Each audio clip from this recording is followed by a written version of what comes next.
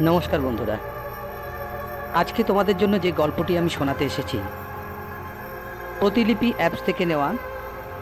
যদু, লেখক রিক রয়।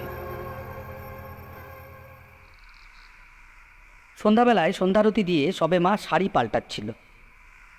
তড়িঘড়ি তা করে নিয়ে আমাদের আরাধ্য দেবতা দেবাদিদেব মহাদেবের পায়ের কাছে মাথা ঠুকে হাত জোর করে চোখ বুজে প্রার্থনা করে এবং সঙ্গে সঙ্গে আমার সাথে বেরিয়ে পড়ল। এ পাড়ার ঠিক শেষ প্রান্তেই যদুদের ঘর।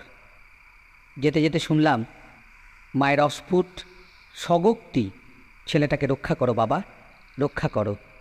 বাইরে তখন বৃষ্টি থেমে গিয়ে হালকা ধূসর রঙা টুকরো টুকরো আকাশ মেঘের আড়াল থেকে উঁকি মারছে। চাঁদ এখনও ওঠেনি, তারার ছিটে ফোটাও নেই, বাতাসও বইছে না। কেমন একটা চাপা গুমোট ভাবে চুপ হয়ে আছে এই পৃথিবী, যেন খুব শীঘ্রই ভয়ঙ্কর কিছু একটা হতে চলেছে। যদুদের ঘরের বেশ দূর থেকেই একটা বুক ফাটা কান্নার আওয়াজ শোনা যাচ্ছে। আমি আর আমার মা হন্তদন্ত হয়ে এগিয়ে গেলাম। পিদিম জ্বলা আলো আধারির ঘরে প্রায় অচৈতন্য যদুকে বুকে আগলে কাকিমা পাগলের মতো কাঁদছে। কাকু একধারে বসে কেমন ফ্যাল ফ্যাল করে তাকিয়ে আছে। ঘরের সামনে কিছু লোকের ভিড় জমেছে। তাদের পাশ কাটিয়ে যেতে গিয়ে টুকরো টুকরো কিছু কথা কানে এলো। ছেলেটা আর বাঁচবে নি গো, কোন এক গুণিনের নজর পড়েছে, নিয়েই ছাড়বে। ছেলেটাও কম দোষী নাকি? দিন নেই রাত নেই বনে বাদারে চড়ে বেড়ায়, চালিয়ে মারলে। আমরা দ্রুত ওদের পাশ কাটিয়ে যদুদের ঘরে ঢুকলাম। মা তাড়াতাড়ি আঁচলের তলায় ঢাকা দেওয়া একটা ছোট্ট কলস থেকে যদুর চোখে মুখে ঠাকুর ঘরের জলে ছিটা দিল। তারপর একটা মাদুলি ওর হাতে বেঁধে দিয়ে কাকিমাকে বলল, মালতীদি, ওকে বাবার এই চরণামিত্র একটু খাইয়ে দে দেখি, আমি এক্ষুনি আসছি। যদু এখন উঠে বসে আছে, আমি ওর পাশে বসে। মা কোথায় একটা গেছে, কাকিমাকে বলে গেছে। কাকিমা আর কাকু সব লোকজনদের সরিয়ে দিয়েছে এবং কি একটা কাজে যেন ব্যস্ত হয়ে পড়েছে। আমি পাশে বসে যদুকে দেখছিলাম। ওর ছায়াটা দেওয়ালে কেঁপে কেঁপে নাচছে। ওর দৃষ্টি উল্টো দিকে দেওয়ালে স্থির। এই যা, পালা যা। যদু দেওয়ালের দিকে তাকিয়ে কাকে যেন বলছে। আমি তাকালাম, সেদিকে কিছুই নেই, তবে কেমন একটা পোটকা গন্ধ আমার নাকে লাগলো। আর আমারও মনে হলো কেউ যেন একটা ওখানে দাঁড়িয়ে আছে। অন্ধকারের একটা ঘন অবয়ব, একটা ক্ষীণ হাওয়ার ঝাপটা যেন আমাদের কাছে আসতে চাইছে, কিন্তু পারছে না। খেয়াল হলো আমাদের দুজনের হাতে বাঁধা মাদুলির কথা। মনে পড়ল মা আসার সময় মাদুলি দেখিয়ে বলেছিল, চিন্তা করিস না, কেউ তোদের ধারে কাছেও আসতে পারবে না। এক সময় দেখলাম প্রবল আক্রোশে শেষবারের মতো একটা দমকা হাওয়া আমাদের দুজনের খুব কাছ থেকে ঘুরে দাওয়া দিয়ে বাইরে বেরিয়ে গেল। যদিও ছুপ করে মাটিতে পাতা মাদুরে শুয়ে পড়ল। রাত এখন 9টা-10টা হবে হয়তো। আকাশটা পরিষ্কার লাগছে আগের তুলনায়।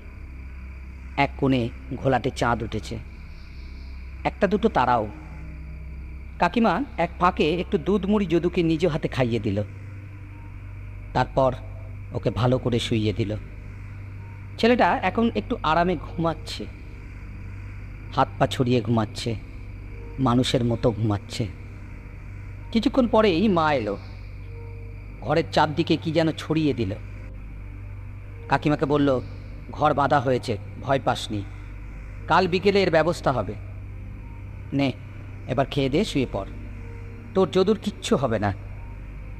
কাকিমা ছল ছল চোখে মায়ের হাত দুটো চেপে ফুঁপিয়ে উঠল। মা মাথায় হাত বুলিয়ে দিল। তারপর মা আমার হাত ধরে বাড়ির দিকে এগিয়ে চলল। বাড়ি ফিরে আমার মা কি যেন বাড়ির চারিদিকে ছড়িয়ে দিয়ে বেঁধে দিল। সকালে আকাশ বেশ ঝকঝকে। ঝড় বৃষ্টির পর সব আধার কেটে গিয়ে পৃথিবী নতুন রূপে সেজে উঠেছে। কেমন একটা ভালো লাগা আবেশ লেপ্টে আছে সকালটাকে। মাকে জিজ্ঞেস করেছিলাম, রাতে কোথায় গেছিলে তখন? মা বলল, মাইতি পাড়ায়, ভোলা কাকুকে মনে আছে? বড় শিব মন্দিরের পুরোহিত ভোলা কাকু? হ্যাঁ, আজ বিকেলে আসবে। ওই জদ্দাল গুনিনের বারবারন্ত ছাড়াচ্ছি। মায়ের চোখ থেকে তখন আগুন ঝরে পড়ছে। দুপুরে একবার যদুকে দেখে এসেছি। কাকিমা বলল বসে ভাত খেয়েছে আজ। দেখেও আগের থেকে ভালো মনে হলো। তবে মা বলেছে বিপদ এখনো কাটেনি, একটা ব্যবস্থা করতেই হবে, আর আজ বিকেলেই সেই ব্যবস্থা হবে। আমি উদ্গ্রীব হয়ে অপেক্ষা করতে লাগলাম বিকালের জন্য। বিকেলে আমরা যদুদের ঘরে এলাম। দাওয়ার সামনে একটু খোলা জায়গা মতো আছে, সেখানে যজ্ঞের আয়োজন করা হয়েছে। ভোলা কাকু নির্দিষ্ট মনে সাজ সরঞ্জাম গোছাচ্ছে। বাইরের কাউকে আসতে দেওয়া হয়নি। ওরা তিনজন ছাড়া আমি আর মা রয়েছি অকুস্থলে, আর অবশ্যই ভোলা কাকু। প্রস্তুতি পর্ব শেষে যজ্ঞ শুরু হলো। সেদিনের কথা মনে পড়লে এখনো আমার গা কেঁপে ওঠে। যা দেখলাম তাও সম্ভব? এরকমও হয়? যজ্ঞের আগুন যখন লক লক করে আকাশ ছুতে চাইছে, ভোলা কাকু কুশ আসনে বসে রুদ্রাক্ষের মালা এক হাতে স্পর্শ করে দৈবমন্ত্র উচ্চারণ করতে করতে তাতে ফুল আর বিভিন্ন রকম উপাদান আহুতি দিতে দিতে বলল, ওকে নিয়ে আয়। কাকিমা যদুকে টানতে টানতে ঘর থেকে নিয়ে এলো।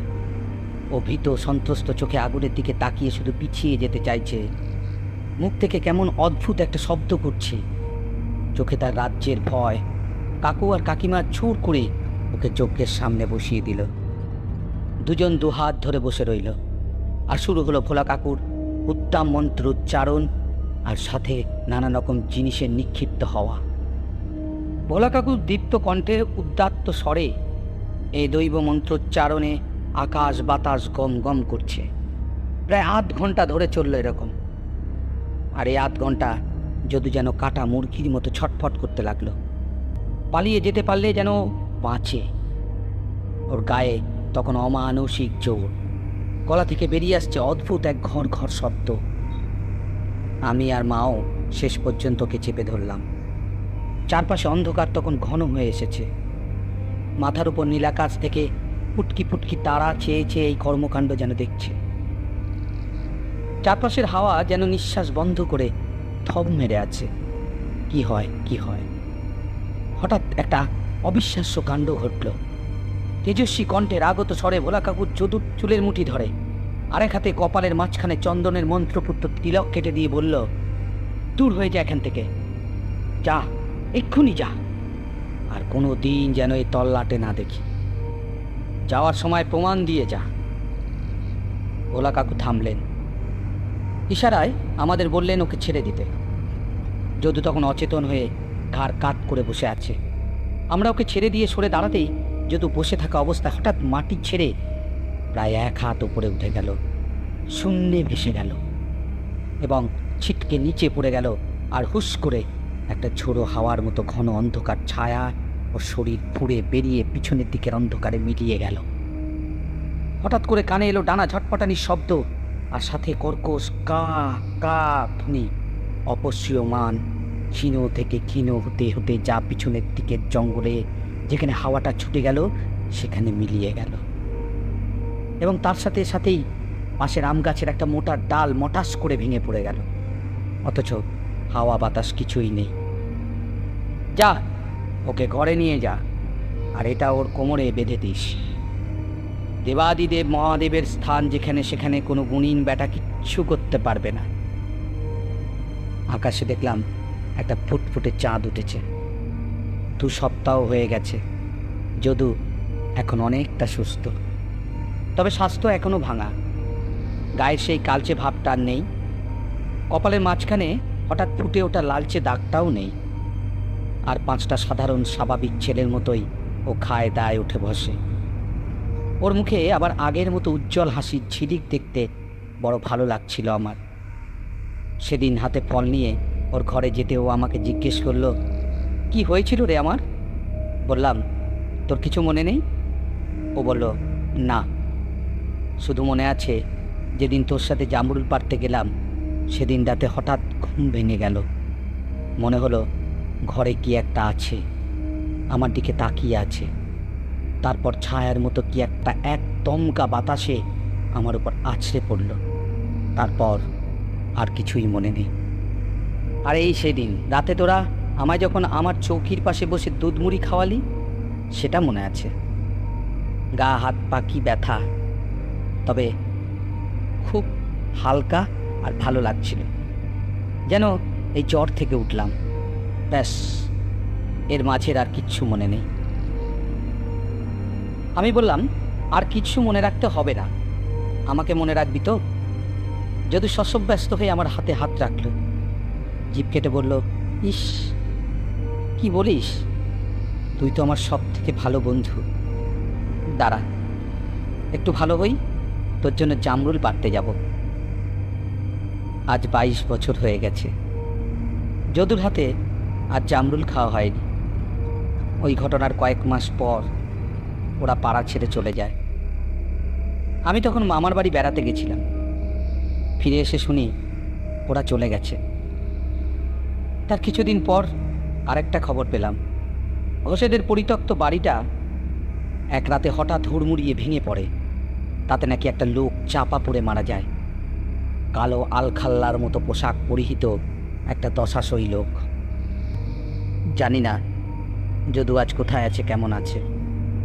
শুধু তোর কাছে একটাই আবদার যদু, এই 22 বছর পরেও আর একবার ফিরে আসিস। আরেকবার না হয় প্রশ্নটা করিস, কিরে, জামরুল পাড়তে যাবি? আজ আমার গল্পের এখানেই সমাপ্তি। গল্পটি যদি ভালো লেগে থাকে অবশ্যই লাইক অ্যান্ড শেয়ার করবে। এরকম আরও গল্প শুনতে আমার চ্যানেলটিকে অবশ্যই সাবস্ক্রাইব করবেন।